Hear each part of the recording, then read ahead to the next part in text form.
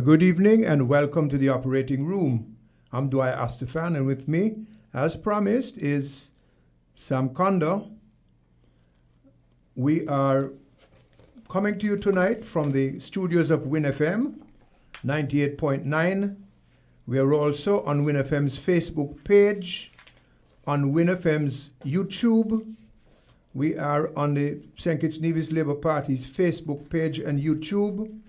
I think we are on Freedom Radio's Facebook page, and we should be on Dwyer Astaphan's Facebook page as well. So we are on a lot of platforms coming to you. Tonight, maybe the last, it certainly is the last edition of the operating room until the elections. It doesn't mean it's the last time either Sam or I will be on the media. But it may, in fact, be the very last edition of the operating room. Maybe it's time for other people to come and carry the baton, but we will see. Certainly after the election, the operating room will take a little break and we'll see how it goes. But right now, just by way of that, and saying it in passing, because that's not the major business that we're talking about, it may be time for us to move on. I want to encourage the young people. I see Desi Brown and Jeanne Williams, two young dynamic women, have started the Alarm Clock, which is a group that is going to be discussing issues of public importance without the ray in it, just clinically, which is good. We encourage them, and we want to encourage everybody to be more civic-minded, more community-minded, more national-minded, country above self, and to take a stand. I want particularly to speak to the clergy very quickly and to say, you all need to speak up some more. Other than Pastor Connor and maybe one or two others, you are preaching the gospel of a man who stood up to be counted. You are his representatives, so please. And not just now, but at all times, because we look to you for that kind of moral leadership and that intestinal fortitude to stand truth and speak truth to power. Now, tonight, Sam and I are talking about good governance and corruption. We have an election coming up on Friday. We will notice that there are no observers. The question is, why aren't there any observers? There's been enough time to speak. The OAS were willing to send observers. There seemed to be some little hiccup or maybe an intentional obstacle in the place of the observers coming in. They asked the local stakeholders, and the local stakeholders basically said, we really not set up to do that. We work collaboratively with the groups that you bring in. So we are likely to have an election without observers, which is a bit of a travesty. And it's perhaps no wonder, Sam, that our rating now on the rule of law rankings globally is number 88, with Senegal and some other countries, Pakistan and that sort of thing. Mm-hmm. We used to be 28 and 32 and that sort of thing. We are now 88. And these are not our figures. No. And we're not bringing this here for any political capital. We're just telling you the information as we get it. The facts. Sometimes the doctor tells you, well, you have diabetes. You might not like to hear it, but you have diabetes. Right. The state of emergency, the observers can't come in. We're still in a state of emergency when some people think the Public Health Act could work. So people are wondering whether we have a little totalitarianism, a little dictatorship going on, a little extra muscularity to suppress the voice of opposition, to control the machinery, to control the game, and not to create a level playing field. All of which go against the grain fundamentally. Yeah, Dwyer, I believe, if I could just add, if you don't mind, the state of emergency is part of there will be no public meetings. I think the government, if you take note that the government has not had one public meeting since the last election in 5 years. Not one. Not one. Not on the street. They've had town halls. Yeah, right. No public meeting on the street. While if you saw what was happening in January and February, early February, where the Labour Party had begun to mount a campaign, massive public meetings, Yes. like election time public meetings. Yes. And I think the government was afraid of that. And I believe that is part of the reason for the state of emergency. Keep everybody off the road. Well, I don't think it's just fear. I think it's willful as well. Because to even conjure up the thought of having a 1-year state of emergency and then bringing it down to 6 months or whatever wording they used, those are, to me, cowardly and willful acts. And extra muscularity is suppressive of the people. And those who support that must remember that they wouldn't support it if it was being done by the other side. And that is what we've been trying to drum into people's mind here. Right is right and wrong is wrong. Absolutely. And let's move along. Yep. Right is right and wrong is wrong. Yep. Yep. And too many of us, unfortunately, some of us with the Bible in the left hand and the badness in the right, support because it's the party we back. Yep. One side or the other. And don't scrutinize, don't analyze, and are not objective and sincere with themselves. Wrong is who does it, Wrong is who does it. not what is done. Well, in other words, the good governance agenda was a good wind Yep. on which to fly into office. Yep. But once you flew into the office, you didn't need the wind again, no, because you really didn't mean it. No. So, and some odd things. A friend of mine from number 8 told me today that he was speaking to a lady who lives in number 1. They had erroneously registered in number 8, and he told me that she told him she called them and they corrected it over the phone.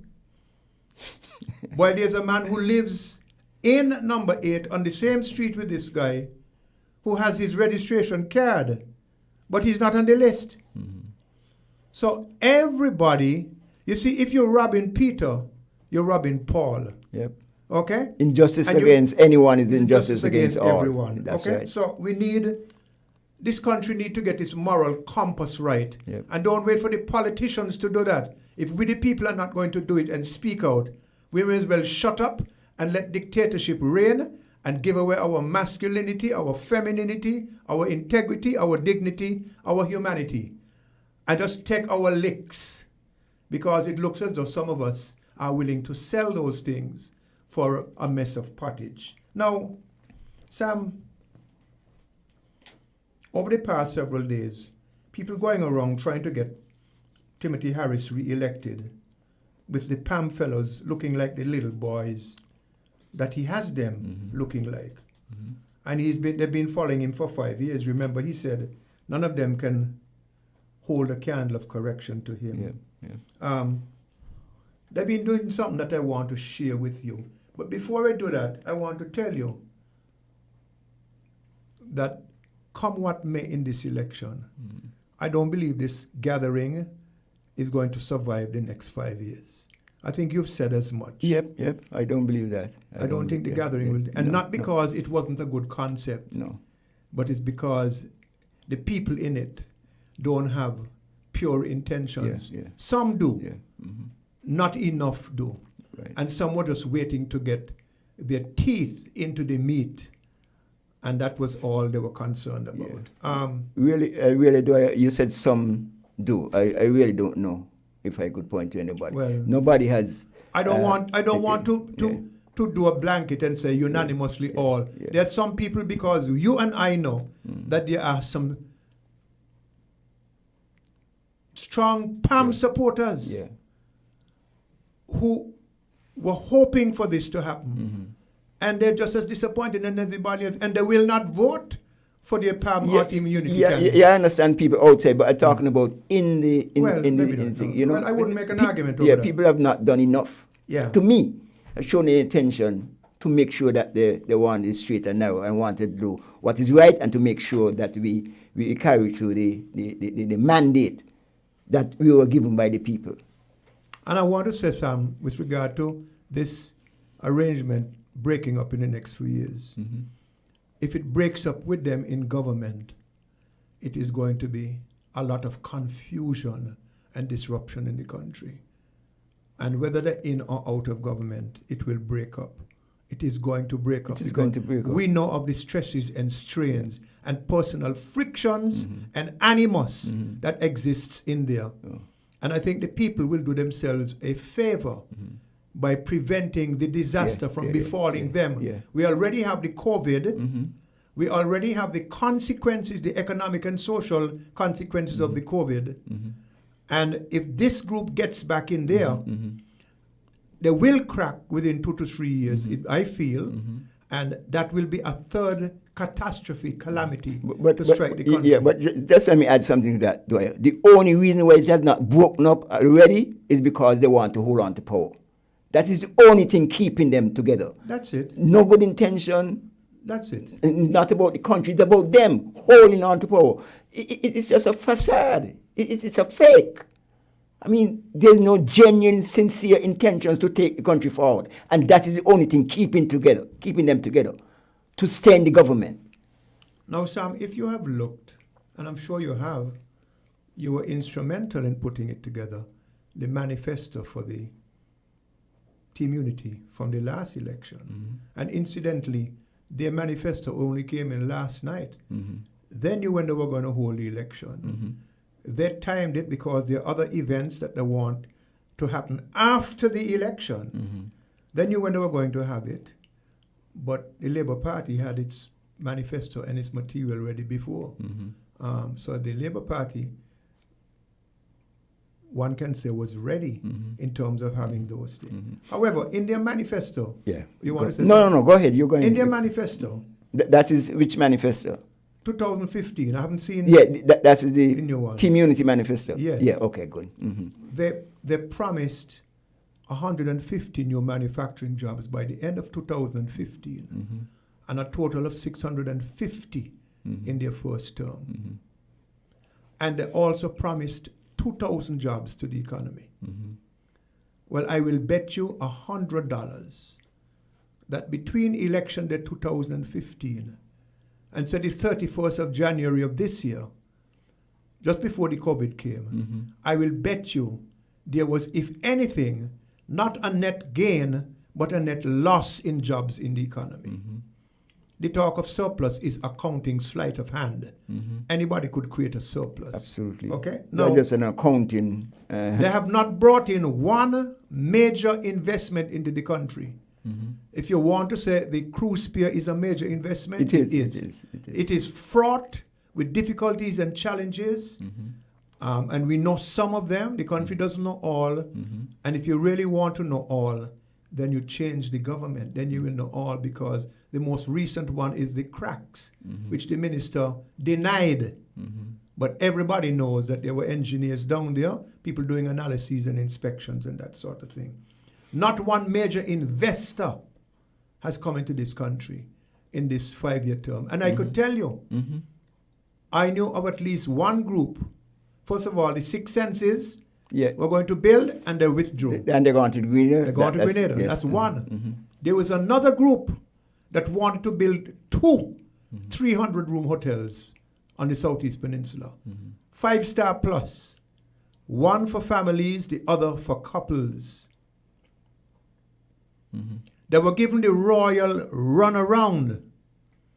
I too was involved with them as their local representative. They got the royal runaround. And the net result of all of that is that the country lost out. However, I spoke to them today in the United States, and they said if the government changes, they will review the situation in St. Kitts, but not if it doesn't change. You're talking about 2 5+ star hotels. Now we know tourism is going to have a different approach. Absolutely. And it's in a kind of way timely, because your designs and your layouts and that sort of thing. Okay? And old people say nothing before it's time. Nothing before However, it's time, but everything in time. Everything in time. They said, not with that government. If the government changes, I told them, well, it so happens that we're having an election on Friday. So they told me, keep us informed. 2 top-of-the-line 300-room hotels. Imagine the amount of jobs. Imagine the amount of procurements of goods and services in the economy. those hotels would have been well underway in construction now. Yeah. We had that experience with the building of Marriott. Well, exactly. Now, 2 hotels. Yeah. They have not gotten one major project into the country. Okay? The projects are public sector led. Old Road Bay, and anywhere you go, you find a lot of cement as well. And there probably is a reason for that. But I arranged a meeting between these people for the hotel and an official. The meeting was arranged for a city in the United States, and they met. And the official told them if they want to get through and get the business That's sorted. a government official. An official of the government of St. Kitts and Nevis. Right. If they want to get through and get their project, drop Dwyer Astaphan and get somebody, and they name the other person who they wanted. They feel they could work with to get the project going. Get the project going. So, because of somebody's animus and bitterness towards one person, that's me, for God knows whatever reason, because all I do is come and analyze and criticize, not ridicule, but criticize. Or critique. Critique. Their anger towards one person caused them to deprive 55,000 people of nearly $500 million worth of development from 2 hotels in this country of 55,000 people. So it tells you where the priorities are. Right. Okay? And I could tell you another thing, and before the night is done, I might tell you about a $1 million matter in relation to a project in this country. Okay? So when you look around, the manufacturing sector has shrunk. We've had an increase in cruise passengers. The infrastructure for the cruise industry was laid during our time. With that pier we have there, which is one of the best and most reliable piers in the Eastern Caribbean, which was completed in the year 2000. And the scenic railway, the shopping options on Port Zante, which Pam built Port Zante, but Port Zante was built out by us when we were there. I remember that. Because I personally went and brought the investors to build this job. You were involved, I Sam. remember that. You were involved. Yeah, I remember that. And these are the things. In fact, I had the pleasure of opening the Port Zante for the first ship, welcoming the first ship there. And the first ship was the Summit. Yep. It was on October the 1st in the year 2000. Yep, I remember that. So, when you really do the analysis, Sam, some public sector projects, most of which have been fraught with difficulties, okay? And giving jobs in the public sector and giving social safety net things like the $500 a month and so, which people need, because they have been unable, they have failed to produce the economic activity in the private sector that would create the demand for jobs. And so you have the economic growth and spin and activity, which in turn would bring more revenue to the government and that sort of thing. It has been an abject failure. Absolutely. Abject failure. Not only that, the Citizenship by Investment program has been involved in a... Dwyer, go ahead, before you reach the citizenship, because I want to explain what was a policy in 1995 when we came to office, and we had the short-term work experience program. That was the most successful program. In fact, people came here from St. Lucia and St. Vincent trying to copy that program. It was getting people who were unemployed, provide on a short term, and providing them with work experience.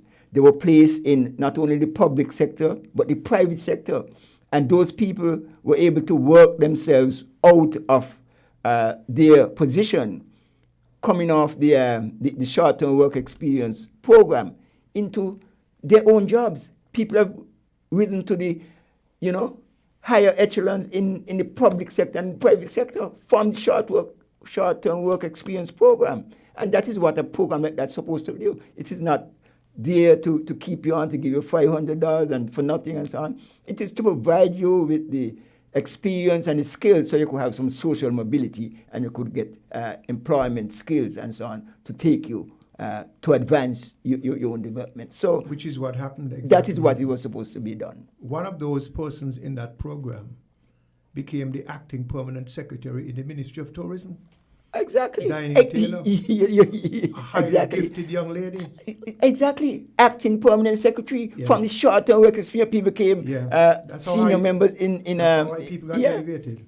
In the private, in TDC, in Horsford, in Flow. Well, it wasn't Flow then, whatever it was then, and all those things.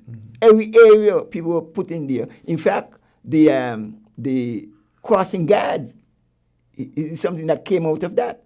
And so I just wanted to underscore the point that these programs are not there to promote mendicancy or dependency. It is to equip you with the skills and so on so that you could, have your social mobility and acquire skills to move on. I'm sorry for distracting. No, that's okay. You're not distracting. Yeah. So they promised the good governance agenda. You were going to talk about the CBI. Going to it. Okay. Mm-hmm. They promised the good governance agenda. They didn't deliver. Mm-hmm. They promised 2,000 jobs. Mm-hmm. They didn't deliver. Mm-hmm. They promised all kind of things in tourism and other things. Mm-hmm. They didn't deliver. They promised a universal health care program. Mm-hmm. They couldn't deliver. Mm-hmm. They promised to build a high school on the aquifer, and the good Lord has not allowed it to happen yet, thank God, and hopefully it will never happen. And on and on and on and on.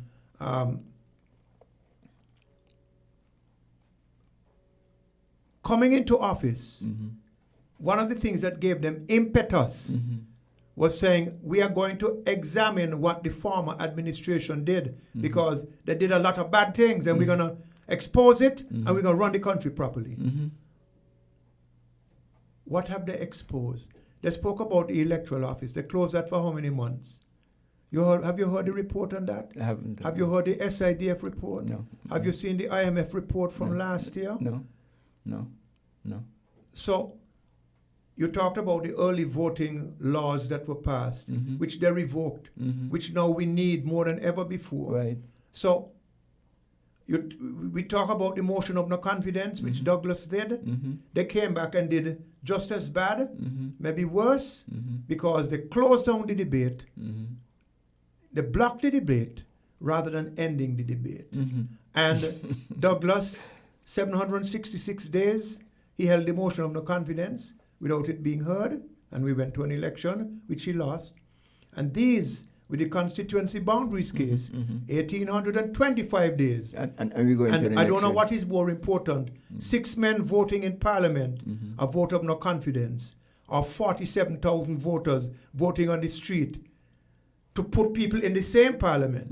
Which you think is bigger and more important? Without doubt, the latter. Because the latter is the very cornerstone of the democracy and the democratic free and fair elections. And you got to have free and fair elections without observers, who you did not want, in the middle of a state of emergency, which you did want, in order to suppress and silence and muzzle people and intimidate people.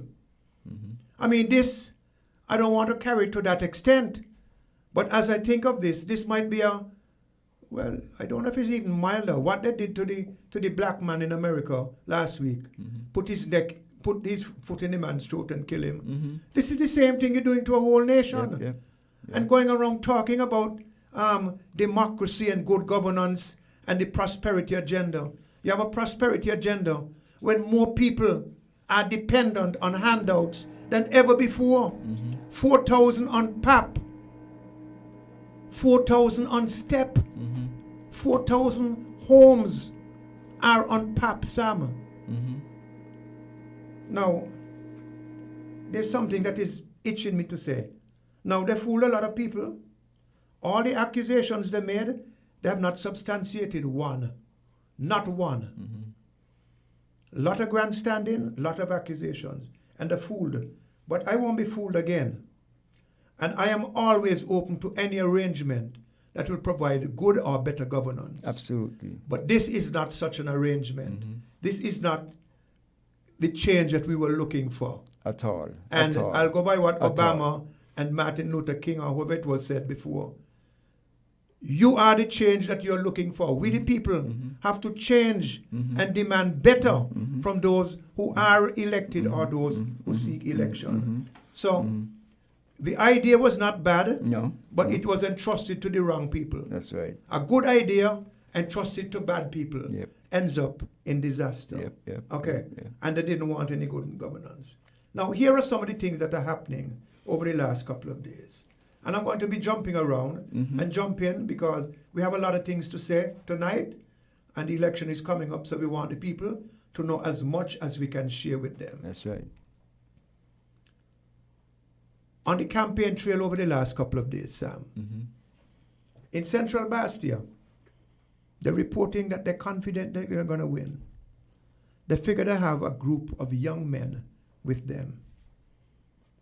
They could figure that as much as they like.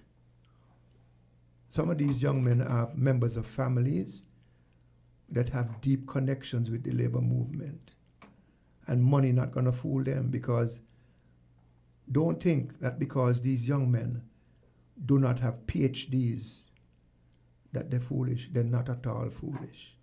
Okay? They're not at all foolish. But be that as it may, they're confident that they're going to win in Central Bastia. However, they're going around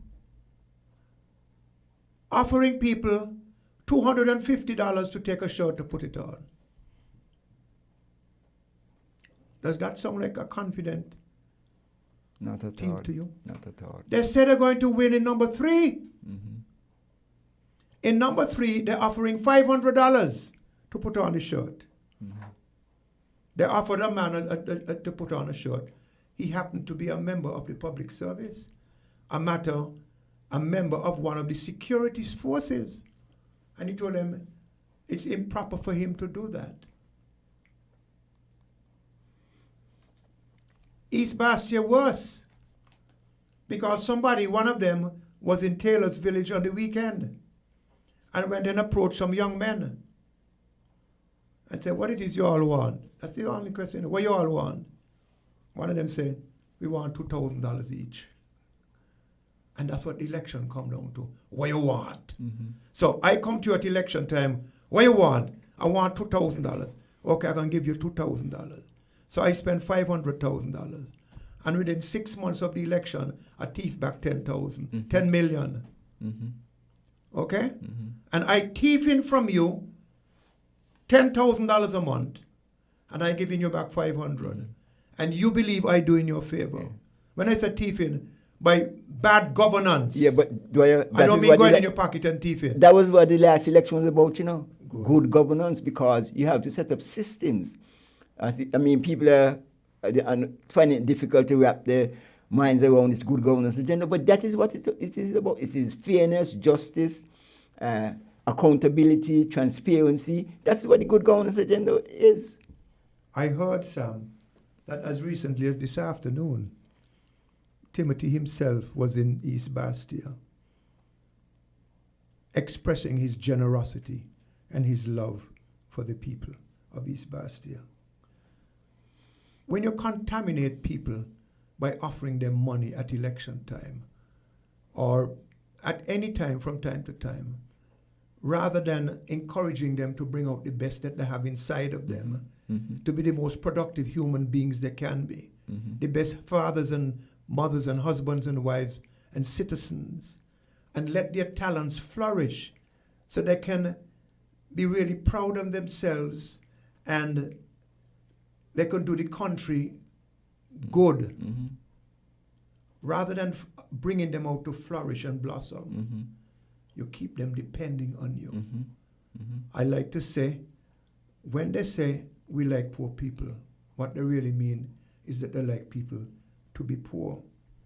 And instead of making money and other resources available to needy people for purposes that would sustain those needy people through the next 6 to 12 months, because the people going to need some serious help over the next 6 to 12 months. And we're going to go to the Labour Party's stimulus package and their manifesto, because there's a lot of very good stuff inside here.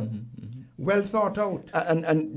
Just to mention that in passing, Dwyer, this manifesto by the Labour Party, you could see it was well thought out. And they are listening. Yeah. Because in the manifesto, you see the good governance agenda right through. In fact, last election, it was Team Unity who was pushing the good governance agenda. That's right. Good governance agenda. Now come back 5 years later, the Labour Party, having learned from their mistakes and the shortcomings, now have incorporated, assimilated all the good issues, the good governance agenda issues that we were talking about, and have incorporated it in their manifesto. This manifesto is really one of the best manifestos that I've seen during my time. I would tend to agree, and I'm trying my best to be objective. But what on this point I want to make here, Sam, what they should be doing is, and this stimulus package, how many people are getting it? And you compare what they are proposing to what the Labour Party is proposing. For example, let's say we're doing $1,000 a month. The Labour Party said, that's below minimum wage. Exactly. It has to be at least the at minimum least wage. minimum wage. You know? Yeah. I mean, we're going to just go to them. Yeah, just we're so going to you go to them know. in the second hour, Yeah. maybe. So what the people want is something that will help carry them through for the next 6 to 24 months as the country pivots to transformation of the economy and all of the other institutional and other arrangements which have to be made because of the COVID-19 experience. Absolutely. Okay? Absolutely. And there is no sensible plan from what I've seen or heard other than to abuse people, and that's not sensible, to get back the people their jobs and get them new jobs in a new economy, get them trained up and so forth quickly enough. There is too much focus on giving the BS to the people and giving out $500 and $300 and $2,000 to get re-elected. Let me give you an example. Let me carry it to this point here. Indulge me for a little while, sir. I was going to say they're focusing on themselves. And I'm going to give you 2 examples. There's a young lady in Central Bastia. She voted in 2015 for Team Unity. This time, she says she's going to vote for Labour. Someone close to Timothy Harris, who knows her and knows that she says she's going to vote for Labour, went to her and spoke with her and told her, if you cannot vote for Team Unity, don't vote at all. Do me the favor and don't vote. Do it for me. Don't vote for me. For me, don't vote. For my sake. Now, when you go and vote at the polls, you vote for Dwyer's sake? No. Or you vote to express your constitutional right to have a say in who is going to run your country in the best interest of your country. He is telling her, abstain from voting rather than voting for Labour. For his sake, she mustn't vote for his sake. If she can't vote how he wanted to vote, she mustn't vote. People have to understand that there's the highest civic duty of a citizen is to vote. There's no higher civic duty of a citizen than to vote, to get the government that's going to control the administration of their lives. And the highest bit of selfishness that you could ever have, therefore, is to tell somebody not to exercise their highest duty to vote.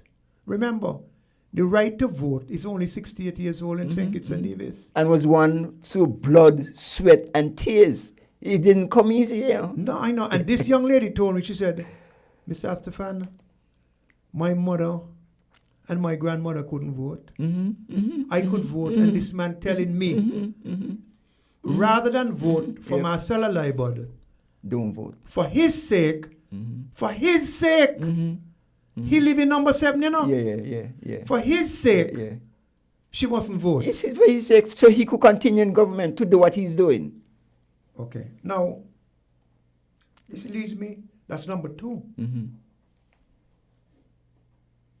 He wants her to do him a favor.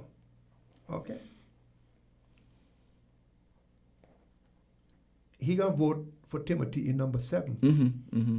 And if she had told him, well, you do me a favor now, you don't vote for Timothy. If you're going, instead of voting for Timothy, don't vote at all. For me, for my sake, what do you think you would have told her? Something we can't say on the radio, ain't it? Okay.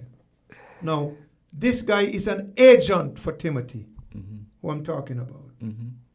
And the agent speaks for the principal. Mm-hmm. So says he, so would say his principal. And if you really want to understand who Timothy is, you could ask Sam Condor. You could ask Dwyer. Mm-hmm. You could ask people who have worked with him. Mm-hmm. You could ask people who are around him Mm-hmm. and benefiting from him, Mm-hmm. but who know him Mm-hmm. and who might be playing the same game. Mm-hmm. You know who else you could ask? Ask Asat Michael in Antigua. Mm-hmm. Ask Gaston Brown. Mm-hmm. Ask Roosevelt Skerritt. Ask Ralph Gonzalez, Alan Chastanet, Mia Motley, Keith Mitchell, Keith Rowley, Holness. Ask all of them. Gaston Brown. Ask all of them if they think that this guy is the best choice. Not that they haven't any say in our election. Mm-hmm. But he's worked with them for years. He has been a foreign minister. Mm-hmm. Mm-hmm. And he's the prime minister. Mm-hmm. And who can the world work better with? Because that's an important question. The region in the first case. Now, the young woman in Central Bastia is not the only example, Sam. A woman now told a young man who is close to me Mm-hmm. and who has declared that he's voting for Jeffrey Hanley. He lives in East Bastia. She told him the same thing because he told her he is voting for Jeffrey Hanley. She told him, rather than vote for Jeffrey, don't vote. She lived in number 3. She voted in Team Unity. She wants to vote. And there was another one there with her Mm-hmm. who votes in number 5. Mm-hmm. So they're telling this young man, don't vote. Mm-hmm.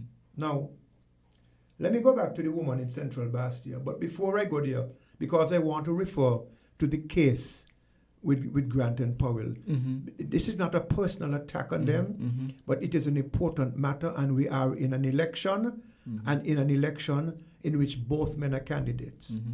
So I want to give you the chance to say something, Mhm. whatever you wish, Mhm. and then when you come back, I will go to the case, because it is important. You speak about a young lady Mhm. in Central Bastia, and Jonelle is running, Mm-hmm. and then there, of course, number 4 challengers to New Guinea. Mhm. Where Lindsay's running.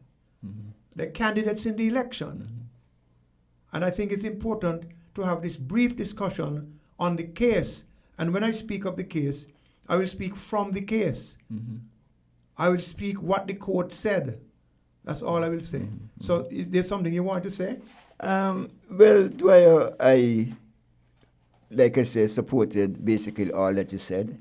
But just to say that this election, in my view, is really a watershed election. This is going to be the most critical election that we have had in this country, maybe for a long time and maybe ever.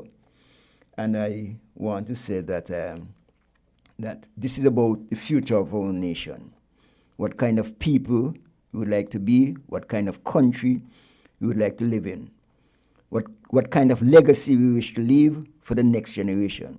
This is about looking forward, not looking backward. And so if you believe like I do, that this is what this watershed election is all about, then you cannot sit this one out. So it is no question of people not voting for anybody's sake. Everybody have to vote for their own sake. And that is what this is about. And if you decide to vote, as you should, then your vote must not be as a result of frivolous reasoning, selfish consideration, duress, or some quid pro quo bribe, like you just mentioned, Dwyer. Our people are educated and fully capable of thinking for themselves, and so I expect that their decisions will be carefully and thoroughly thought through, always with the future of the nation and its children foremost in mind. That is what I hope that this election will be about. Just let me, go ahead, Sam. No, go ahead, Dwyer, go ahead. Somebody just sent some stuff for me they wanted me to mention. They said the container boats from Carnival Village have been moved out and gone west, and they want to know why. The development bank, they say, was open all day on Whit Monday. Yeah. They want to know why. Yeah.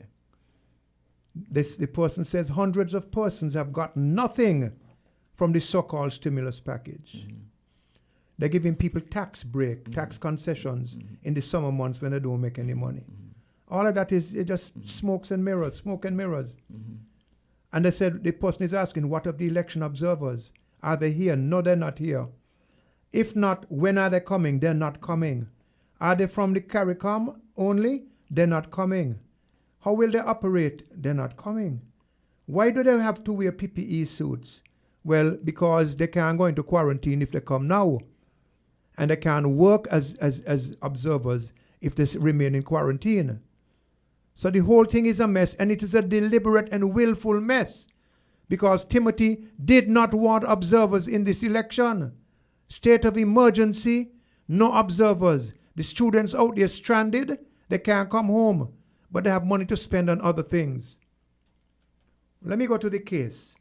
And that young man in East Bastia, because he's a young man who I get along very well with. Mm-hmm. And he was offended when that woman suggested to him that he should vote for Patches Liebert. He was offended. Dwyer, before you go to the case, just let me mention, because the person asked about the development bank, Dwyer.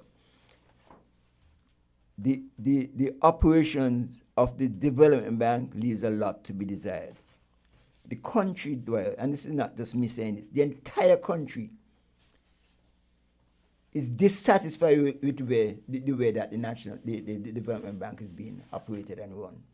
It's run like a mafia organization and not a financial institution to assist in the development, the personal development and the national development of the country. And that is something that has to be addressed in a serious way. I mean, before the last election, Dwyer, the CEO, the manager, was on suspension because the government had some concerns about the operations of the bank. The government changed, and the CEO, the manager, was returned to work without the investigations taking place. Just like that. And the operation now needs another investigation. Very much so. And don't forget, it owes Social Security about $125 million. Well, Dwyer, I want you to I don't know if you want to talk about that now, because that is a whole different matter. No, I just mentioned it. Yeah, good. So you go ahead and do the case, because we have to come about Development Bank and Social Security. Mm-hmm. So and SCASPA and Social Security. And Social Security. Because they borrowed $81 million in December. Yeah. To do this tarmac, which I think is a $40-something million project, and to do some other things, including payroll support. Yep. SCASPA is borrowing money now for payroll support. Yep. When you're borrowing money to pay your staff, you know you're having problems. Exactly. And Dwyer, you know the serious about it, Social Security is being forced to lend this money without any government guarantee, you know, because the government don't want to look like they have a debt.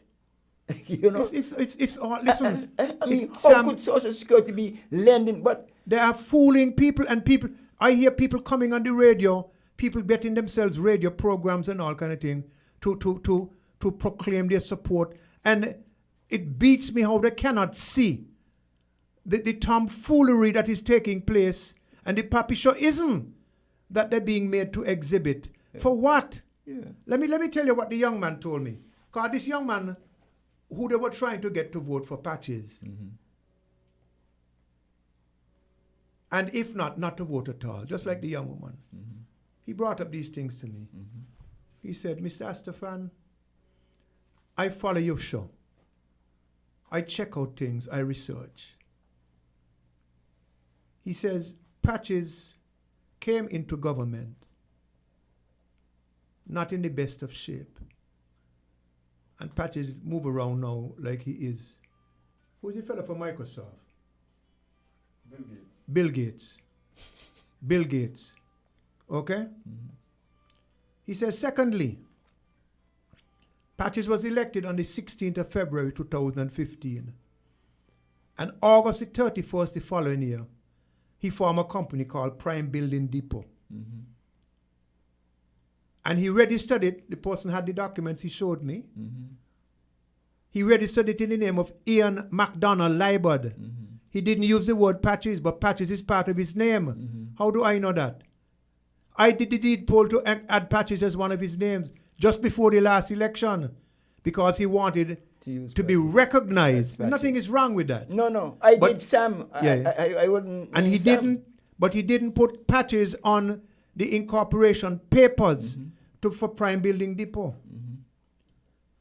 On November the 25th, 2017, the Governor General of this country signed a long lease.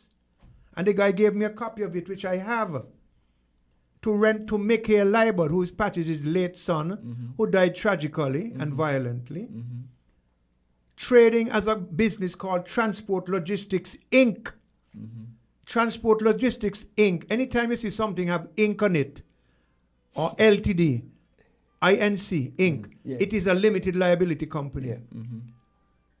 This is not a registered limited liability company. But it was signed by the government, a lease with him trading as a limited liability company, which he is not. It's part of the public record. To lease Lot 11A at the industrial site for $75,000 a year for 10 years, renewable after every 10-year cycle. So, and that was signed with Patches' son, signed that? You hear what I'm telling you? On the 25th of November 2017. For $75,000 a year. A year. This is what I am getting from the young man. Give me the documents. There is another case that was brought to my attention involving a lady called Gwendolyn Saunders, a 2012 case, who had been a girlfriend of his. He asked her to lend him money, and she loaned him $6,000 US. And he wouldn't pay her back. And she had to take him to court to get the money paid back. A 2012 case.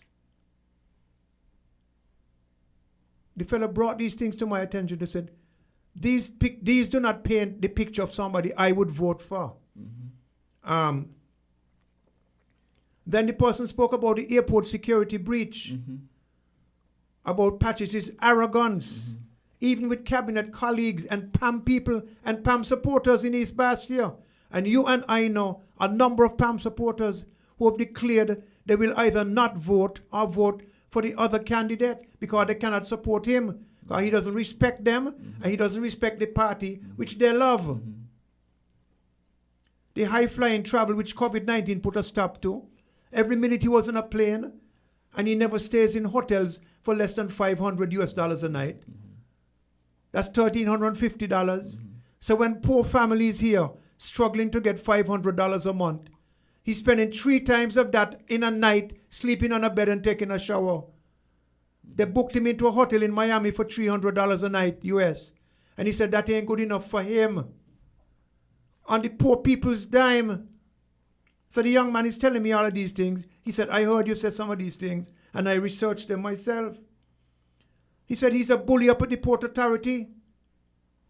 And the young man procured for me a copy of minutes of a meeting in which Patches told the people up there that he is the human resource director and every job taken up there must come through him. He is the human resource director of the port. Nobody, and he could talk to anybody at any level.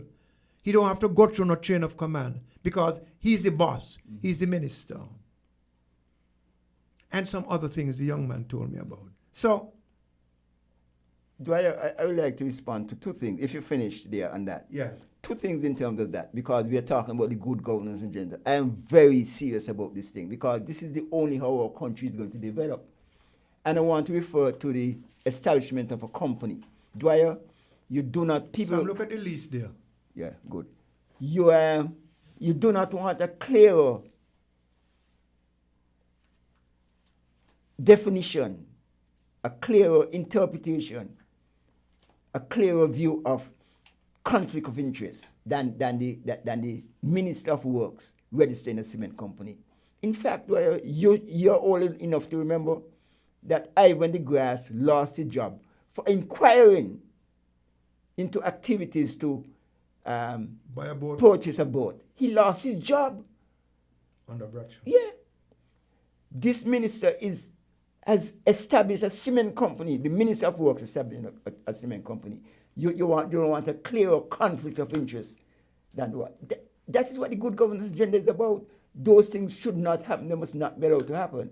The second thing I want to refer to before you go on is the breach of security. Because I believe, I have no doubt that we have been downgraded to a category 2 in terms of our airports. And not only SENKIS, but the OECS, because of the functional cooperation of the OECS in terms of the aviation. Mm-hmm. So the whole OECS has been downgraded because of that. I am sure that is the reason why we are downgraded. That is a factor. There are a couple of factors, but that is one. Yeah. And so that is what we're talking about, good governance. It is about observing the protocols, doing what is right. You cannot behave like that. You're supposed to observe their security protocols, and that's easy to do. Why would anybody want to violate them? That is what we're talking about, the good governance agenda. And you know something, Sam? The same young man, he said to me, one of the reasons also that I could never vote for Patches is this connection he has with Timothy. Because if what Patches is doing is bad, what Timothy doing is 10 times worse. And when he told me so, I recalled what Alexis Nisbet told you and Jean and me and Dougie Watley. Mm-hmm. That Timothy is 10 times worse than Douglas. Mm-hmm. If we think Douglas is bad, the man we're trying to get in to be prime minister is 10 times worse. Mm-hmm. And the young man told me, and I have researched these things myself. He said, here's the connectivity that I don't like. So all this thing going on, all these public works going on, and we're not getting any transparency as to where the materials are being sourced and how the procurements are being done. So we don't know if there's insider trading and conflict of interest, or that there's great suspicion in the community that there is. But some people not saying anything because they're getting something out of it. They don't know that tomorrow will be their turn to get their eyes dug out. He referred me to a company called Alfianza Services, the young man. ALFIANZA Services, Inc. Registered in the name of Lenworth Harris and Rolise Brooks.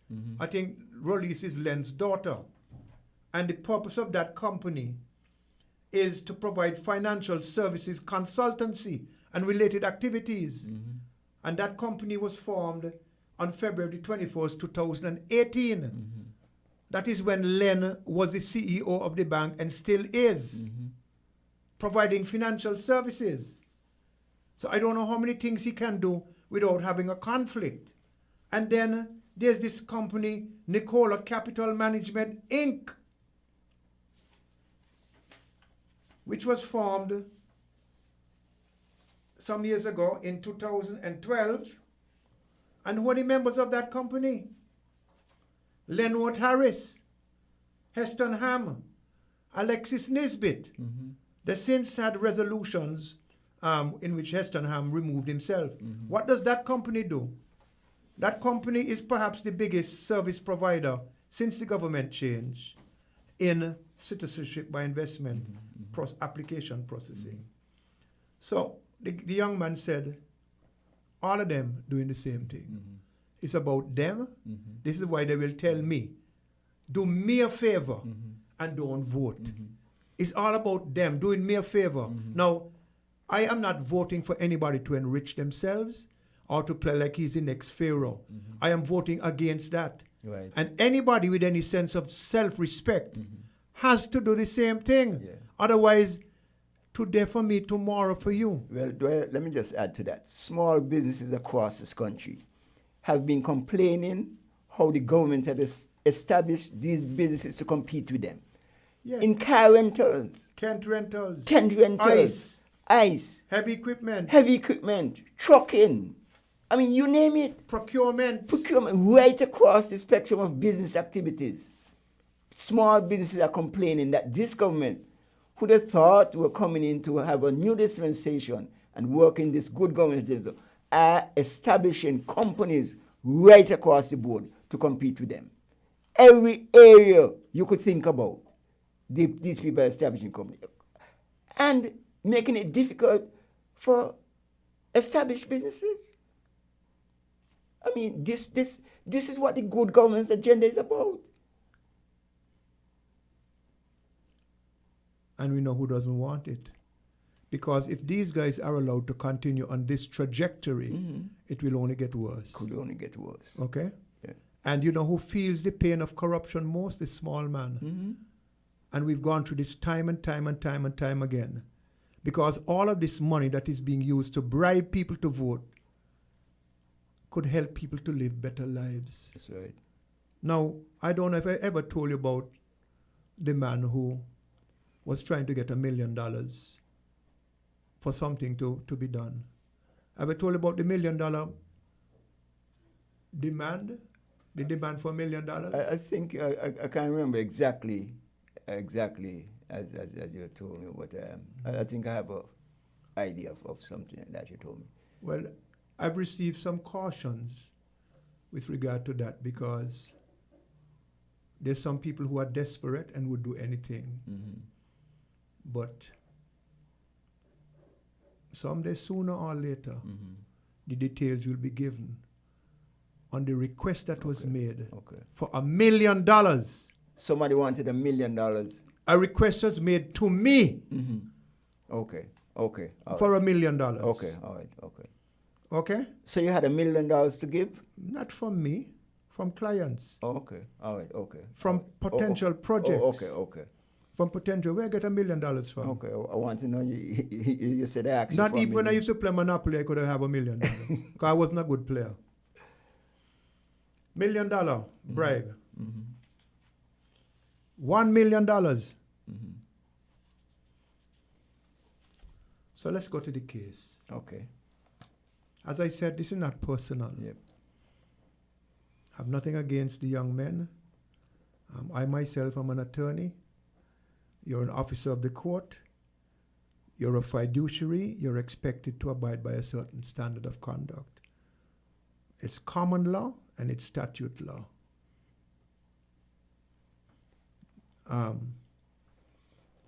Now, the firm of Grant and Powell, and one of the problems that this will cause for Mr. Grant in his constituency is that the people of his area in 2010 saw him exposed to an incident at the Marriott. Yeah, very unfortunate. Okay, which was very unfortunate.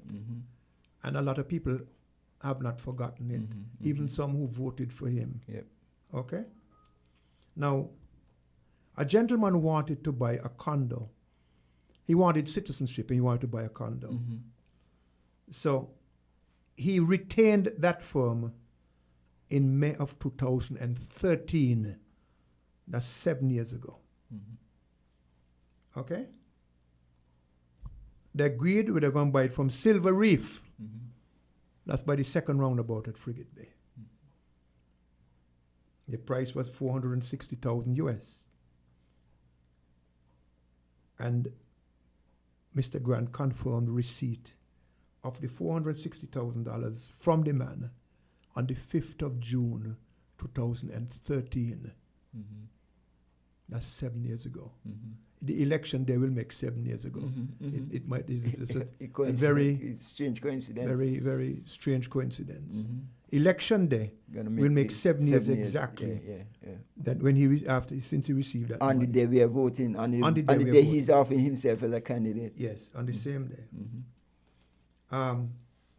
Later on, Mr. Grant and Mr. Powell persuaded the gentleman, or he was otherwise persuaded, to switch from Silver Reef and go to buy a unit from Mr. Zuliani at Vacations for Life, formerly known as Jacktar.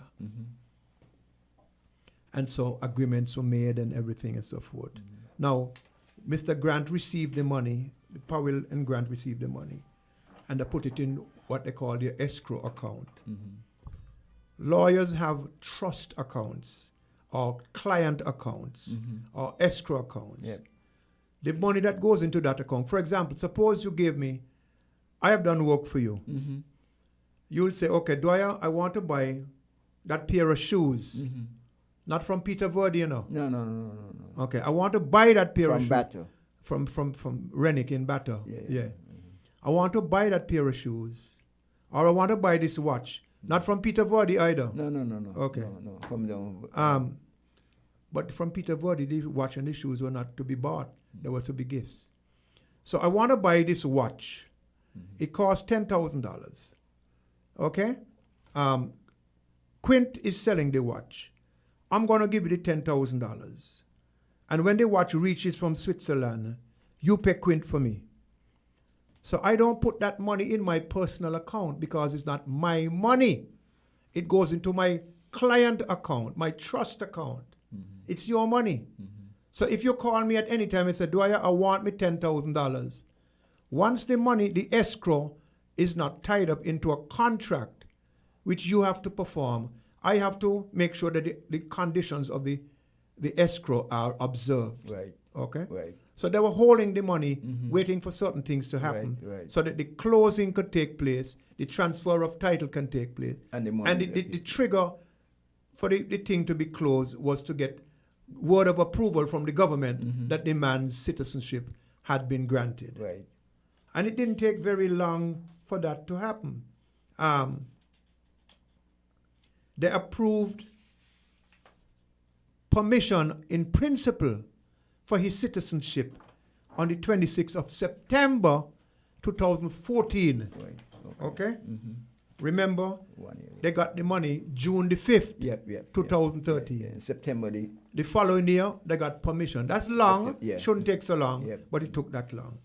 So 2014. And so they expected to close. No, I'm sorry.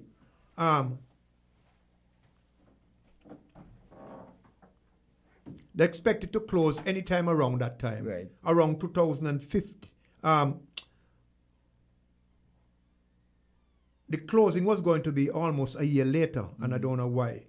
2015. But problems ensued. And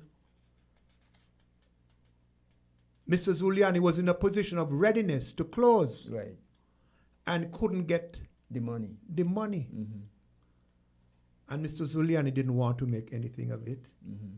So he tried to, get it done peacefully. Right. And when it wasn't one excuse, it was another. Give us 90 days, give us 30 days. But if the money is in your client account, That should be easy. well, where else could it go? You have no permission to remove it other Except for than that to pay it purpose, to Mr. yeah. Zuliani. Except That's for the that only purpose. authority I have Yeah. over my client's money in my client's accounts. And you have two. One is a US, usually the other is an EC.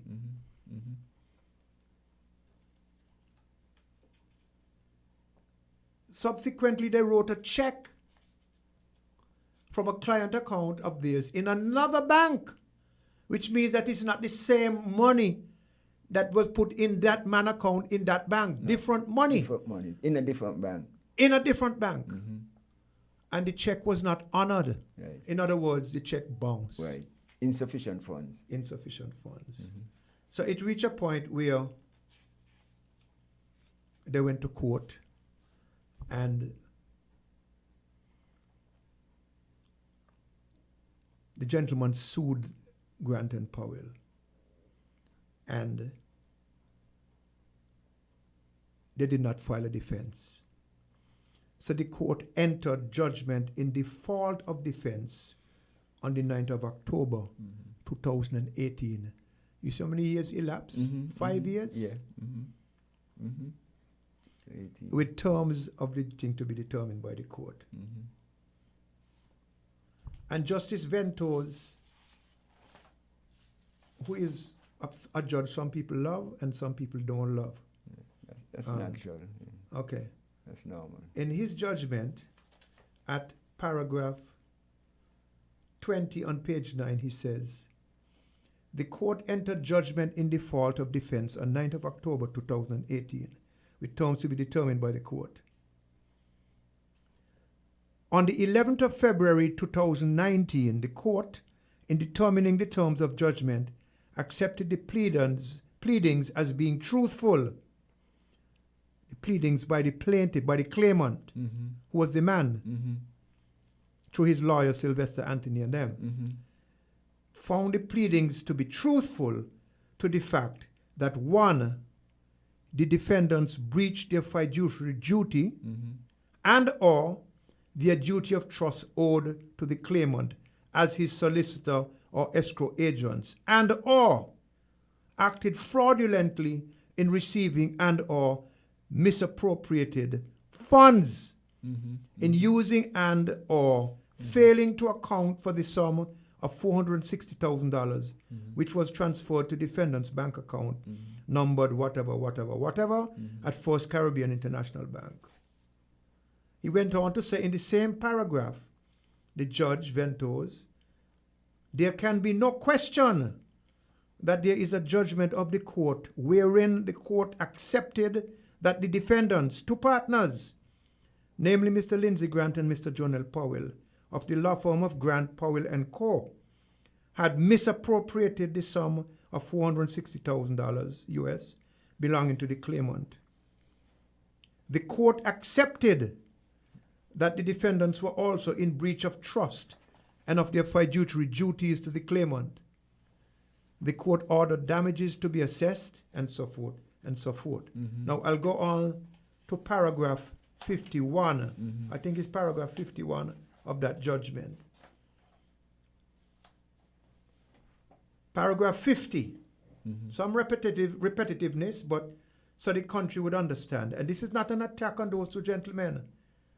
The people of the country are voting in an election, and both of these gentlemen are on the slate seeking to be, one to be re-elected and the other to be elected. And the people of the country are going to have to decide, particularly of those two constituencies. Because I will tell you, if you ask 100 lawyers, I will bet you at least 90 will say that this judgment will hold up. And if it does hold up, Mr. Grant and Mr. Powell are in line for some serious disciplining and possible disbarment. When is that going to come? Well, that is coming soon. There's supposed to be some hearing on the 8th of June. 8th of June, okay. Which is 3 days after the election. Right. And maybe this is one of the reasons the election was timed to precede the next court hearing on this matter. Paragraph 50 says, and again, this is nothing personal to these gentlemen. Nothing. It's just a court judgment. And there are two candidates for election. That's right. And if you can be disbarred for breach of fiduciary duty, misappropriation of funds, breach of trust, as an officer of the court, because of $460,000 US of one man's money, the country has to ask, can we entrust to them the leadership and responsibilities and temptations that come with being a leader of 55,000 people? That's a fair question, Dwyer. It's a necessary question for It's the a fair people to question. ask. It's a fair question. And that is why I'm putting it, because it certainly is not personal. No. And I don't get any joy in bringing this No. topic That's a to fair discussion. question. So at paragraph 50, the judge says, this is the judgment, the court has given judgment, albeit a default judgment that has not been set aside. The judgment has not been set aside in this matter, that the defendants breached their fiduciary duty and or their duty of trust owed to the claimant as his solicitor or escrow agents, and or acted fraudulently, and fraud is a serious thing, in receiving and or misappropriated funds, in using and or failing to account for the sum of $460,000, which was transferred to their bank account. And at paragraph 51, he says, until the judgment of this court, dated the 28th of October 2019, is overturned by the Court of Appeal, there is a finding by and a judgment of this court that the defendants as attorneys at law have misappropriated monies belonging to their former client, who is the claimant, and that they have also breached their fiduciary duties and duty of trust owed to the claimant. Now, one of the arguments that they used was that by this time, they had already paid The money. the money. Yeah. If you check the learning in the law, the case law, you will find that that argument, and Justice Ventos dealt with it, that argument does not stand up in the law. It does not negate the fact of the act that was committed. I'm not going to say this is the same kind of thing, but if I come to your house and I steal your most precious vase, and I have it for 3, 4, 5 years, and you keep asking for your vase, and I say, you don't get your vase, and so, there comes a time when clearly it ain't my vase, is your vase. And then you take me to court, and then I pay you. I mean, I return it to you. That does not negate the fact. The fact it took place. And the court, and he cited precedents, legal precedents, and statute law, rules of procedure, the rules of the court to negate that argument. So the point is, and I don't want to go into too much detail because this is regular, ordinary folks who are not versed in the law. It's no point going into all of these details. Right. I think the salient point is that there is a judgment. If you file a claim against me, I have a certain period to acknowledge receipt of it. I notify you I've received it. Then I have a certain time to file a defense. And then you could come with your other things, and I come with my other things, and so forth. But at any step of the way, one of us can default. So in this case, they defaulted in filing a defense, and they defaulted for a long period of time. And they even questioned why the judgment was made, because they had good reason for the default. And the court found that the reason that they put forward was not a good reason. And again, the court cited legal precedent and authority. So what I'm saying, as somebody who has some understanding of the law, and respect for the gentleman and respect for the law, but more so respect for the country and the electoral process and democracy, this is a very, very severely serious matter. And it is very likely, in my opinion, that the court ruling will not be overturned. It is also, my opinion, that the disciplinary tribunal that will be set up, that must comprise, again by law, at least 2 judges, because they don't vest such a critical decision in the hands of one judge. That is how jealously guarded and sterilized this process is designed to be in the law. It is my humble and sincere opinion, and that of I said 90 out of 100. It could be 99 out of 100 lawyers who will agree that the punishment will be severe. The highest court in the land is the parliament. If you cannot meet the standard at the bar of the court, then the standard at the bar of the highest court in the land should be the highest standard, should it not? Yep. So how can you fail the lower standard and pass the higher standard?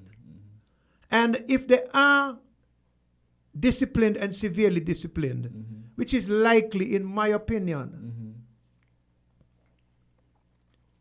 what image would that project of the country to people in the parliament and the government? Disbarred lawyers for misappropriating funds. Which investors are going to trust this government? Where are we going to get this institutional support regionally and globally? When people look at us and say, well, this is what you all coming with to deal with us? We're going to sit this one out, man. When all you have an election and you all change. In the meantime, who will suffer? The people.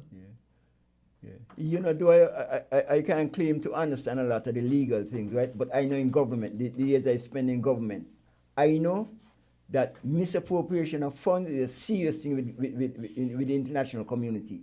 If the international community loan you or grant you monies to do one thing, you can't use it to do something else, you know.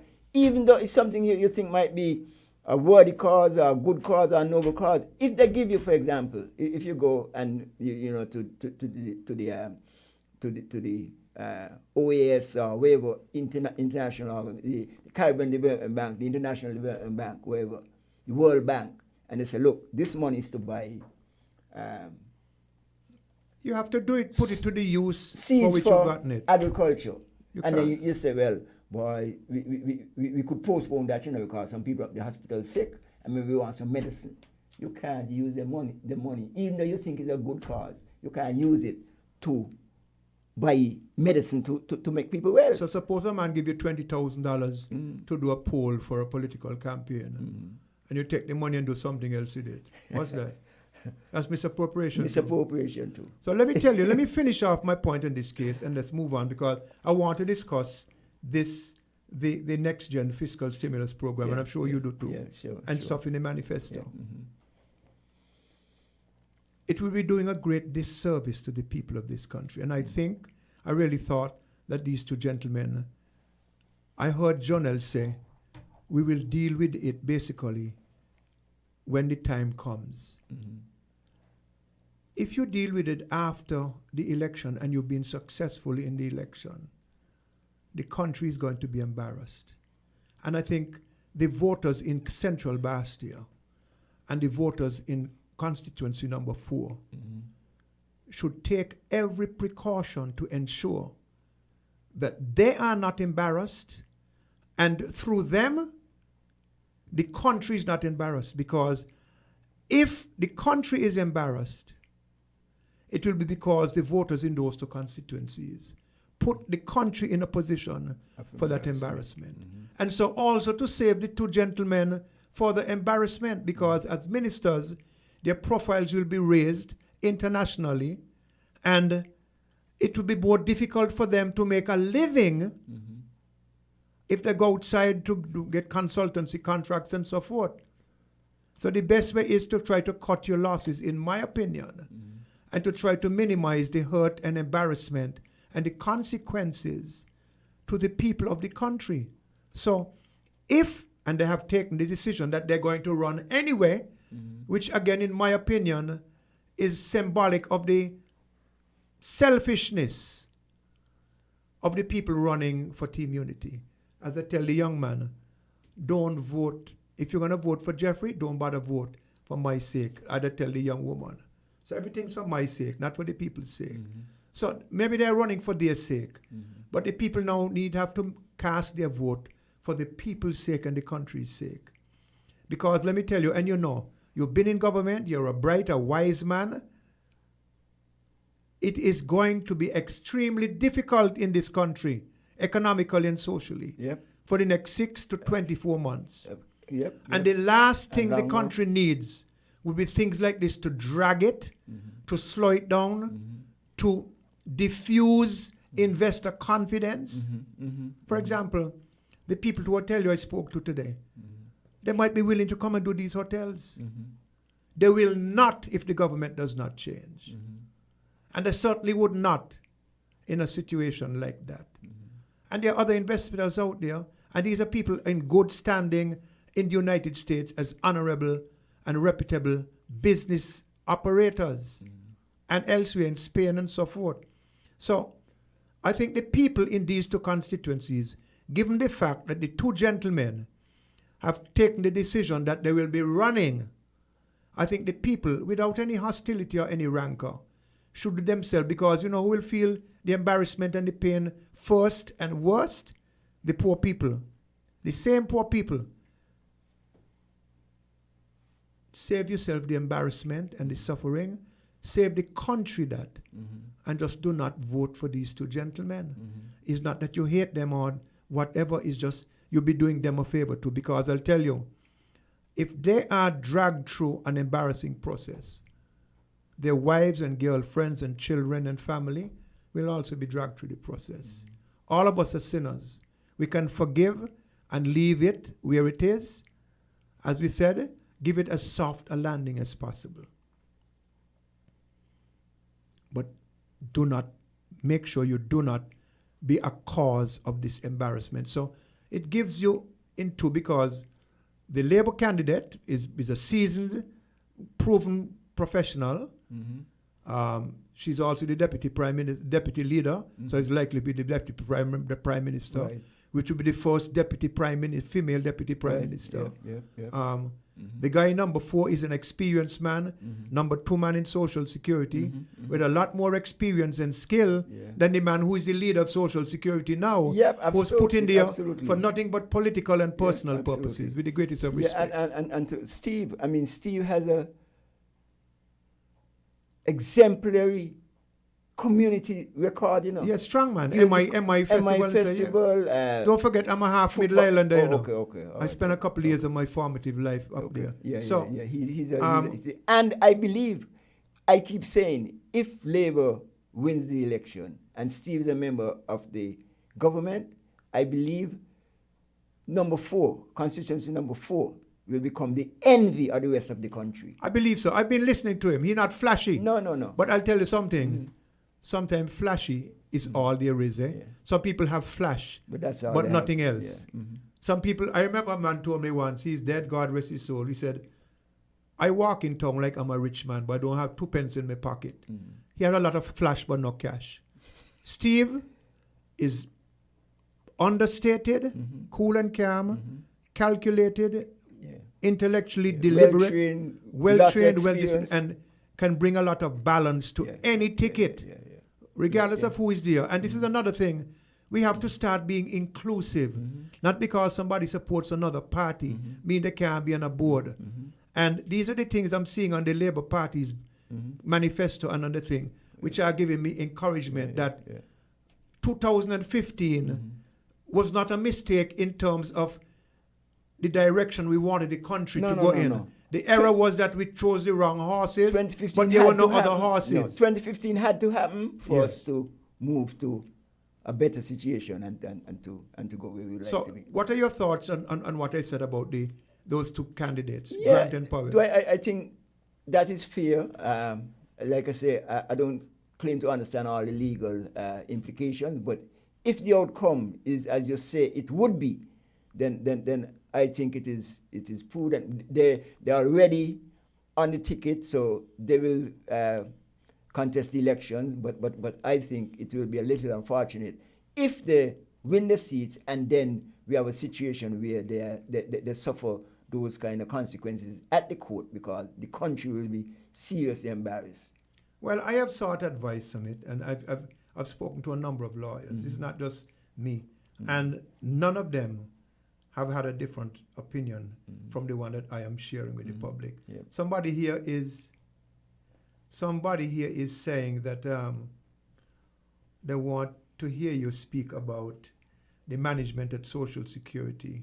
They said Mr. Condor alluded to speaking about social management at Social Security last week. The people would like to hear that from him.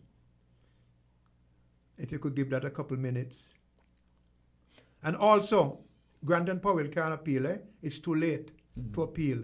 So they are basically snookered. And I think this election thing may be a way out, but it's a way out for whom? For them. And again, nothing personal, not for the country, Sam. It would be a bad move by the voters. Not because I'm supporting the Labour Party. If I was not supporting the Labour Party, I would say the same thing. Because an election result is not the be-all and the end-all in my life. I prefer it's done better. And then maybe I might not be alive for the next election, but those who are will have benefited from a better process in the interest of all. What we'll try to do is get some radio time before the election for you to expound on Social Security.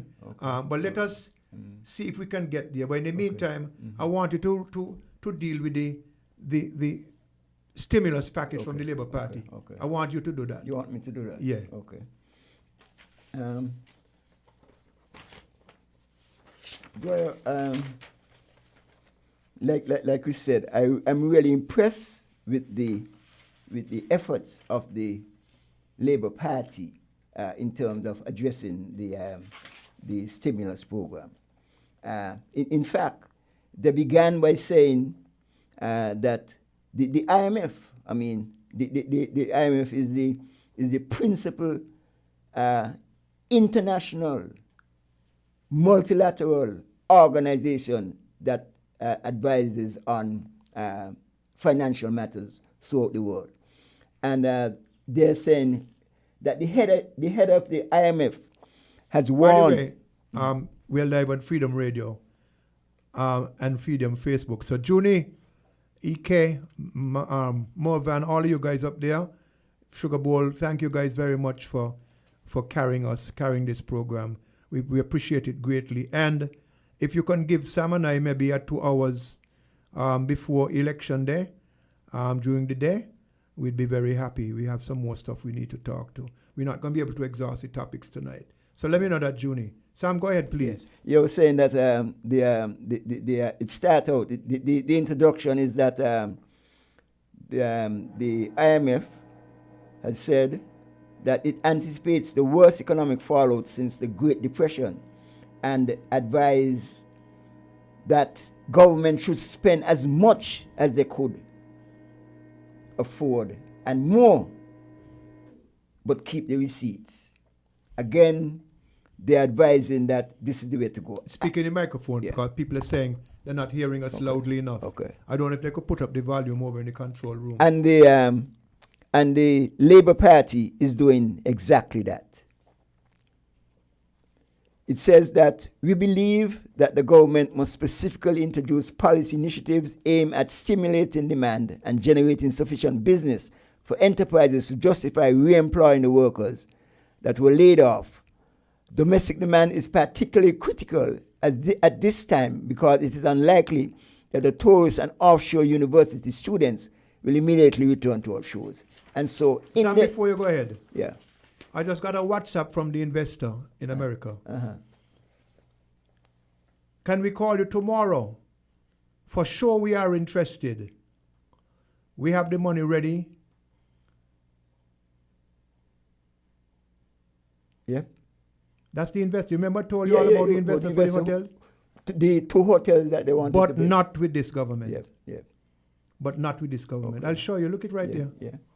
Look it right there. You see it? Yeah, got it. Can- got it. Yeah. Mm-hmm. Yeah. Go ahead, Sam. That's Sorry good, to bother you. No, that's all right. It's all right. It's all part of the program. So the first thing they're going to do, which is really important, to pay the honorarium of 2 months' salary to all COVID frontline workers. I think these people deserve it. And this will show some gratitude and acknowledge the efforts they have made in order to keep think it's safe and COVID-free and healthy and prosperous so that we could go forward. And so really, that is a good effort, and that is putting money so that people could spend on consumption goods and so it could stimulate the economic. We are live on development. Kiss FM too. That is necessary. We are Good. live on Kiss Right. FM too. Good. Thank you, Lenny. Good. And then the second effort is to pay a 15% increase to all government employees and pensioners, retroactive on January. That again, because civil servants have not had an increase for many years, and the civil servants is basically a block of workers that, if given that increase in wages, would be able to again further stimulate the economy, which would keep us afloat in this current COVID situation, and will help us to move forward. So that's a really good initiative.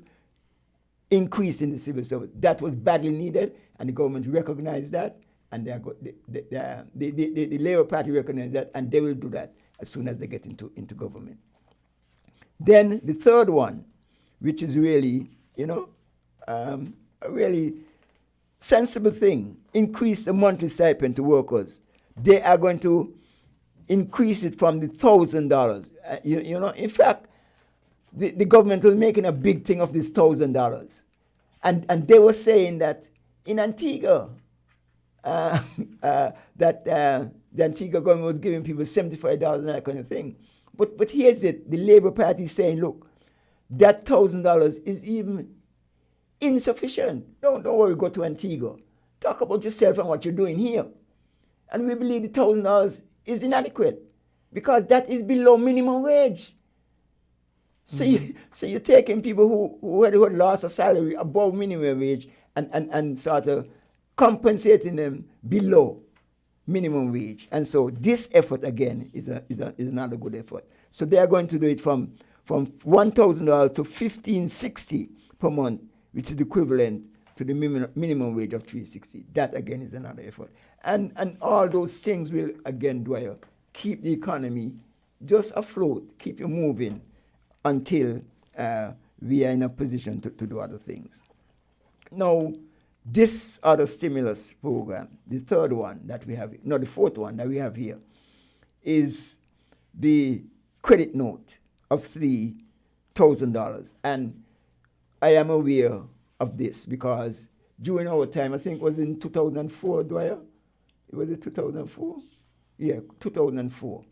The government, when we had some problems with arrears for electricity payments and so on, when the electricity was very high, the government, in addressing that, I think they gave a credit note of, far in excess of the $3,000, I think it must have been $5,000 or something like that. But the government gave you a credit note where you were able to pay down your arrears and to assist you in terms of keeping current with your electricity bill, and that worked well.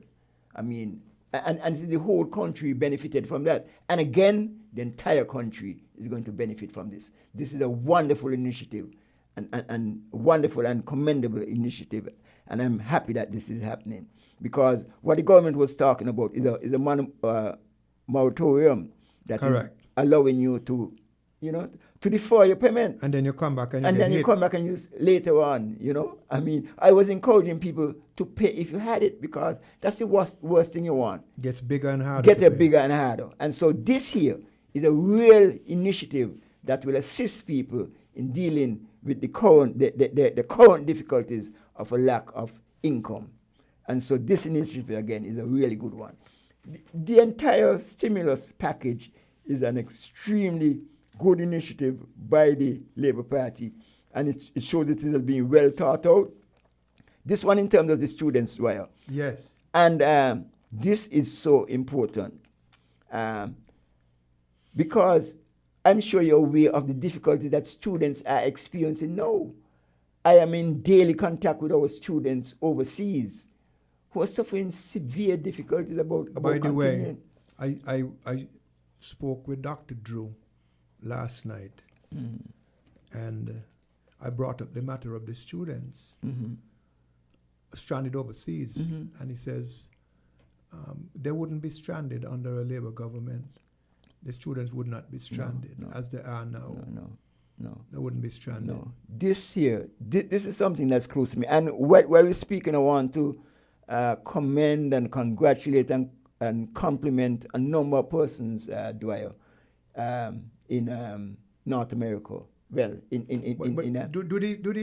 what the relief can provide for us? Have you read it? Yeah, it's going to relieve our students of the monthly payment, monthly principal and interest. And past students? All students, past students of their monthly. But I ain't even talking about the past students. I mean, those are important as well, Dwyer. But I'm talking about the current students who are experiencing severe difficulties as we speak. As we speak, there are students out there who are suffering severe difficulties in terms of the rent for the apartment, in terms of even feeding themselves, basic things like that, and experiencing severe difficulties and challenges. And I don't think that the government has had an adequate response. And like I said, Dwyer, I've been personally involved. And I was going on to say that I want to commend Miss Jean Herbert. Mm-hmm. What's her married name? I can't remember. Yeah, Jean Herbert. Up in Atlanta. Yeah. And she has done tremendous work. Mm-hmm. I mean, she has always single-handedly. Dr. Hannah Gishard, Corinne Phipps-Benjamin, Ghislaine, and all those folks who have gone out their way beyond the call of duty to assist these students, and they're in real need. Dwyer, I want to say that when I came down, there is a particular student, Nikita Adams, who was experiencing some severe difficulty. A number of them. This girl Richards in Monroe College in New York. These students were experiencing severe hardship and difficulties, and we were trying to assist them in the mission as to addressing these issues. There were some difficulties in doing that, and I brought down a letter when I came home from Miss Adams for the Deputy Prime Minister, who is the Minister of Education, and also the Prime Minister, which I hand-delivered to them. And it was to address her difficulty that she was experiencing. That is before COVID. So you could imagine they were experiencing difficulties before COVID, and COVID only exacerbated it. But remember, mm-hmm. the government had stopped with scholarship students in UVI. They had cut the money. Mm-hmm. So students in UVI were mm-hmm. catching the tail mm-hmm. before the COVID. Yeah, yeah. Now June is telling us that he can slot us in tomorrow from 6:30 to 8:30 p.m. Tomorrow is Wednesday? Mm-hmm. Okay. Okay. June, we can call you.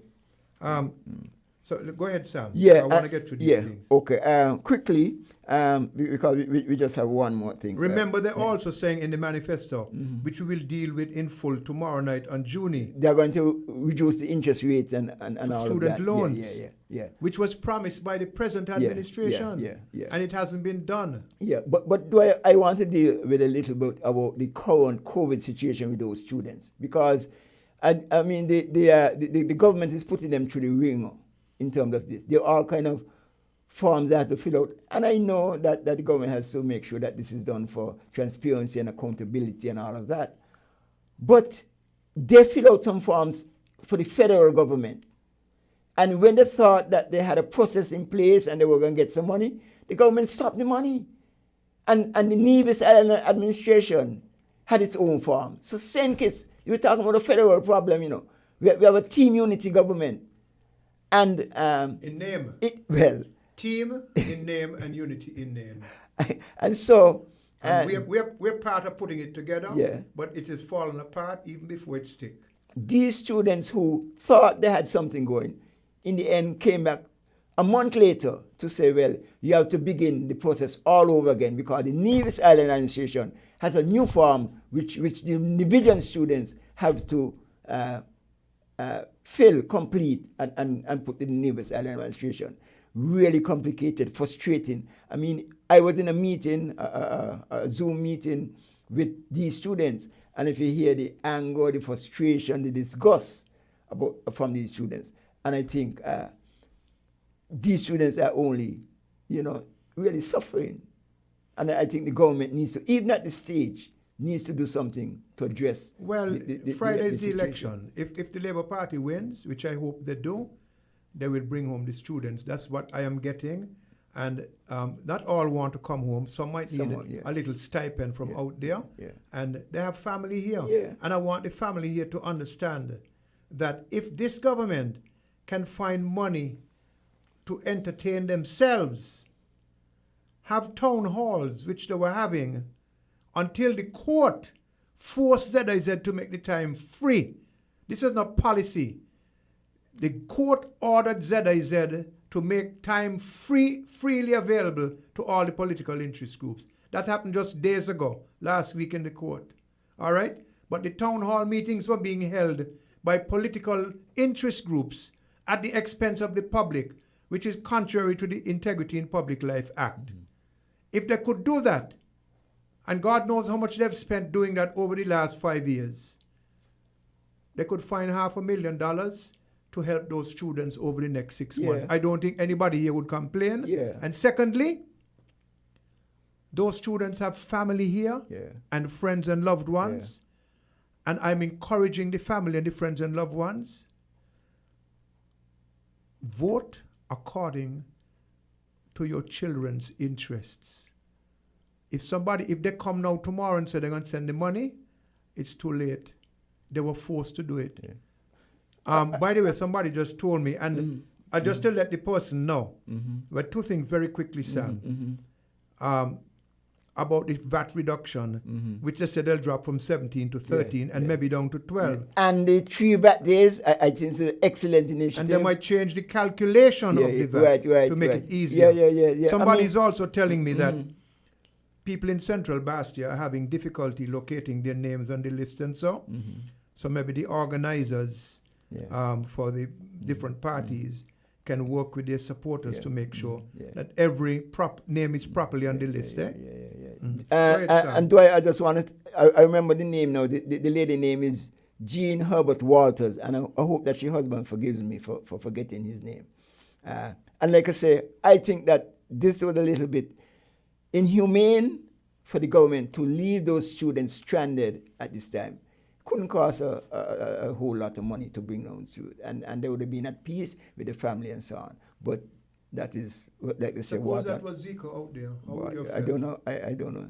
Jean probably would have been dead by now. If Zico stranded out there, and she don't know how he. But I mean, how can you go to the people and tell them you love them, and you have the children out there struggling and suffering? How can you do that? They must not be allowed to get away with this, Sam, with the greatest of respect. Yeah. And then just to go quickly, because I know you have a lot of things to do, Dwyer, where the person talk about go on to the other things.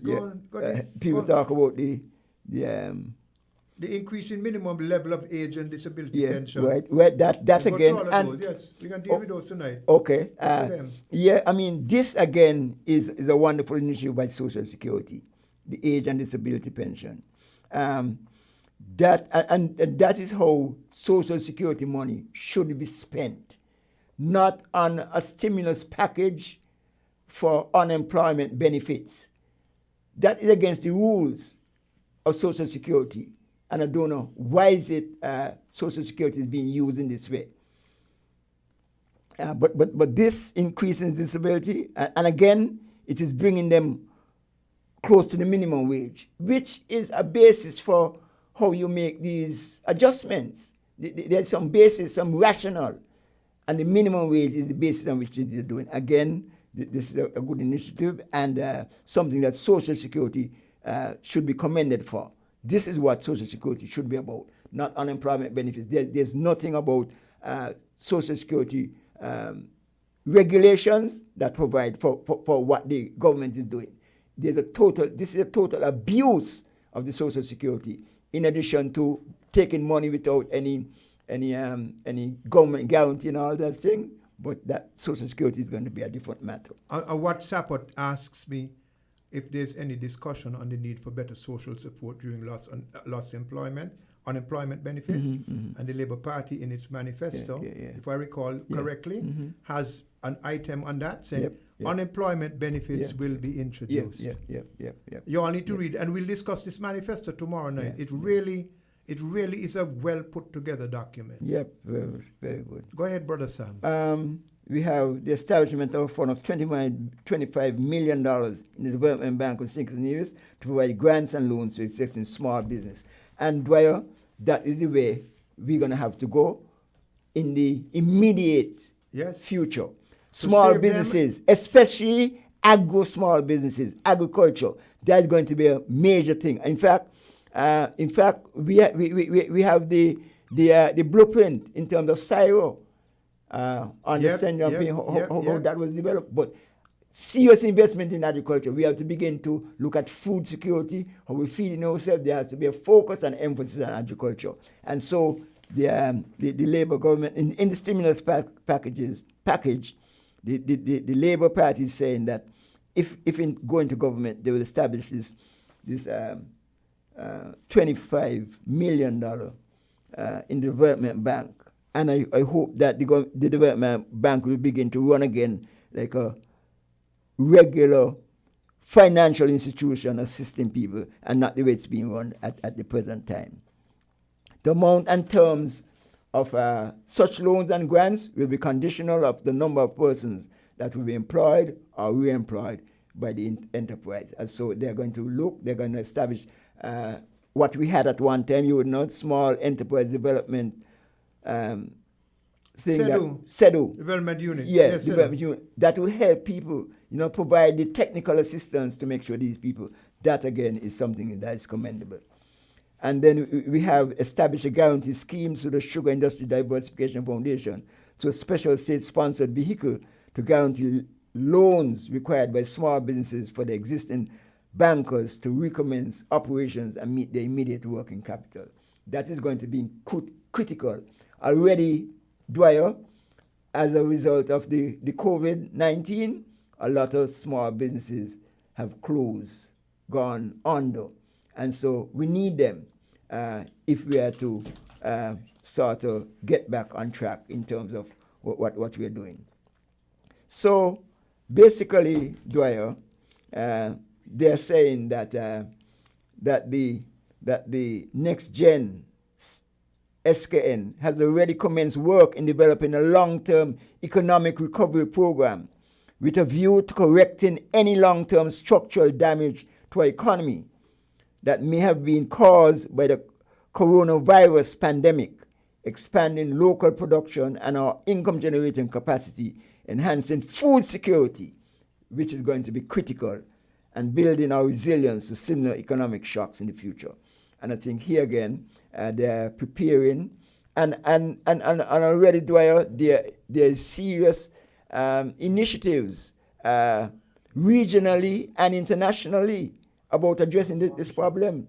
I mean, this is coming from the IMF, it's coming from the United Nations, all the different funds and institutions assisting, because people understand the challenges that small developing countries are going to be facing in the immediate future and also in the long-term future. So I think the Labour Party already from this is preparing the groundwork, the framework in terms of getting this thing organized. Finally, Dwyer, on this, it says here, in 2015, when the Labour government stepped down from office, some $900 million, nearly $1 billion, was left in the bank accounts of the government. This is a very significant achievement because when Labour assumed office in 1995, the fiscal accounts were in deficit, and we inherited a very substantial overdraft. And they're saying they left here in the Treasury nearly $1 billion. And this money was supposed to go towards a sovereign wealth fund that was supposed to provide for times like these. That has not happened, but they say that in office again, if they return to office, they are going to reestablish. It was something far advanced. The whole framework and organization was already done with the assistance of the IMF and the World Bank and so on. And they are going to make sure they continue to do that. I think that is something that small countries like ours are going to be encouraged to do, to, as it were, have something for the rainy day and to have assistance in difficulties like we're having now with COVID. And then the final thing is the SIDF. They're saying that the Team Unity government has boasted of surpluses every year since they assumed office. So if this is correct, there should have been no depletion of the resources left in the Treasury by Labour. In any event, in an atmosphere of corruption and nepotism, and in light of the absence of usual reporting by the IMF, we simply do not know if the funds have gone missing. However, we are confident that you can save the Citizenship by Investment program and rebuild its reputation so that it will be able to provide the required necessary resources. Again, they're saying that the Citizenship by Investment program provided tremendous amount of money that went into the SIDF that was supposed to be used for situations such as these that we're having now. The government has not been able to provide any evidence and information about this. In fact, we have not had a audited statement on the SIDF since what, 2014 or 2015? Yeah, around that time. So, again, we're talking about the good governance agenda, but the Labour Party is saying that on return to office, these are the measures they're going to put in place to provide the protection and to provide the stimulus so that we could get out of the current COVID situation and look into the future with tremendous hope and optimism. Somebody tells me, Sam, thanks for that. And folks, I think we're going to be on Freedom Radio tomorrow night from 6:30 to 8:30, going through the manifesto. And if we get our hands on the Team Unity manifesto, we will go through that one as well. But in the meantime, we are dealing with this. Let me just refer to something here. Somebody tells me, Sam, don't forget Tim had all the benefits was when he was in Canada as a student.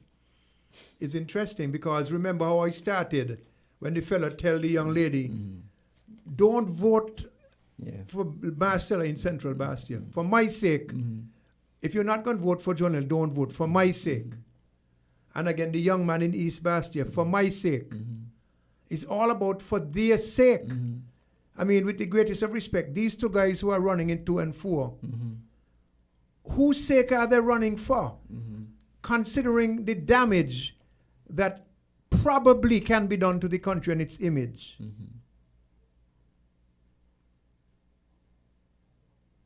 Whose sake will they be running for?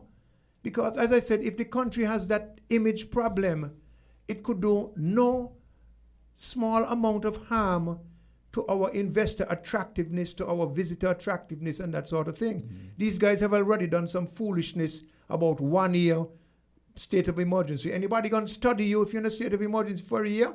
Talk about they're going to invest money there or even 6 months? And money does not sit idly by. Money finds a place where it could multiply. Money is like rabbits. Now, but Tim was comfortable when he was studying.